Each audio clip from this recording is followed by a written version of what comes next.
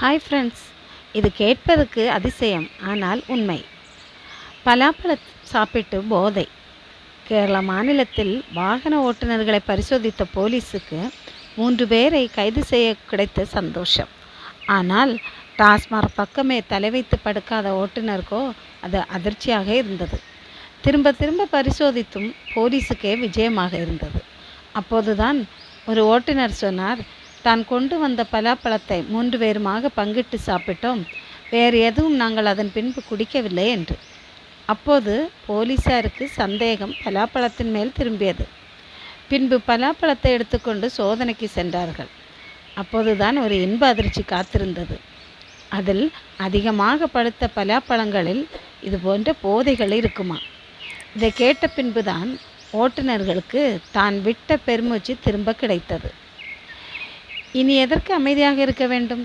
டாஸ்மாக் இருக்கும் இடங்களிலெல்லாம் ஒரு பலாமழ செடியை மரத்தை நடலாமே. ஒரு வீட்டிலும் ஒரு பலாமரம் நட்டுவிட்டால் போதைக்கு போதையும் ஆகிவிடும், ஆரோக்கியத்துக்கு ஆரோக்கியமும் ஆகிவிடும்.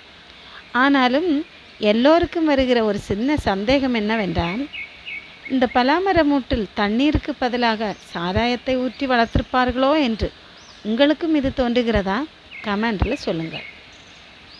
அடுத்ததான அதிசயமான காரியம், மீன் போன்று கடலுக்குள்ளிருந்து வெளியே வந்த 54 சிறுவர்கள் மற்றும் 30 பெரியவர்கள். இவர்கள் நீச்சல் வீராங்கனைகளாக இருப்பார்களோ என்று தான் எனக்கும் தோன்றியது. ஆனால் அது அப்படி அல்ல. மொரோக்கோ நாட்டிலிருந்து ஸ்பெயினுக்கு கடலில் நீந்தியபடி வந்திருக்கிறார்கள் இந்த 54 சிறுவர்களும் 30 பெரியவர்களும். உண்மையிலே இவர்களை பாராட்ட வேண்டும்.